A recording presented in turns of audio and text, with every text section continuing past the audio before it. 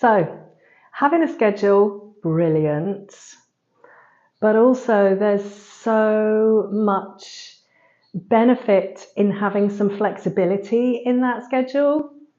So, for example, you want to time block the things that matter to you so that you can move forward and get that done. When you've done that, 25-minute session, could be a 90-minute session, take a break. Those breaks are just as essential as the doing. We've heard this so many times before, that we are human beings, not human doings. And we feel like in order to be productive, we have to be doing.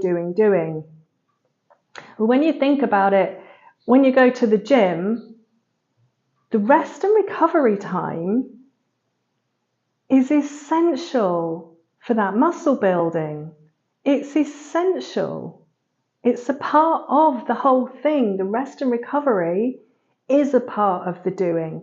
So we really need to learn within these schedules to allow some flexibility for being. You could even block out that time. I do block out a specific amount of time each day when you know that's just not your time to be pushing through. So by about 5 hours after we've really hit the first thing and we've started with the action and we're doing, 5 to 6 hours after that is really when we start to dip.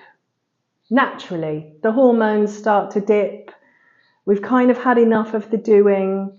Even if you're doing it in short incremental bursts and these 25-minute Pomodoro timer sessions, bet you in between you're still doing other stuff, because we do get distracted. Naturally, we get distracted. This is designed to try and keep us moving forward on the things that we really know that we want to do, and also allowing that space just for being human, you know?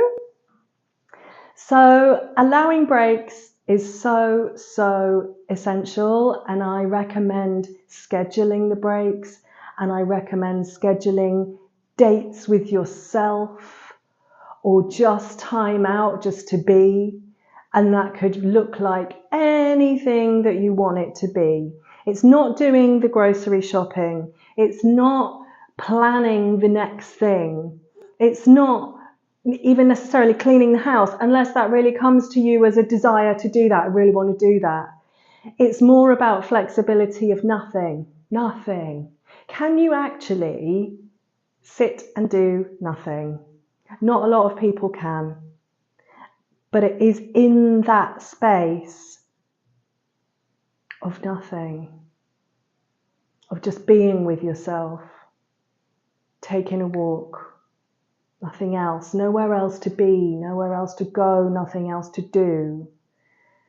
It's in those blocks that we get time to process, we get time to integrate, and actually a lot of our best strategic ideas or forward-thinking ideas, any ideas, do come through during that downtime.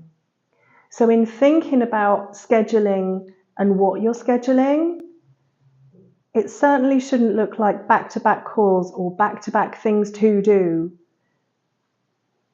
It wants to look like a nice balance of scheduling in time for, yes, the thing that I want to do, then a break.